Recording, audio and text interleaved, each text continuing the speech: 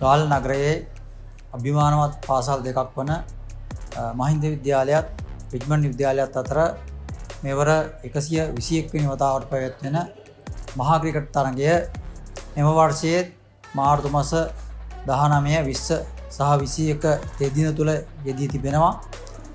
ඉතින් මේ තරගය ගාල්ල නගරයට පමණක් නෙවෙයි මුළු රටටම ඉතාමත් විශාල සැනකෙළියක් වෙනවා. මේක ආදරවන්තයින්ගේ සටන ලෙස විරුදාවලිය ලබාලා තියෙනවා.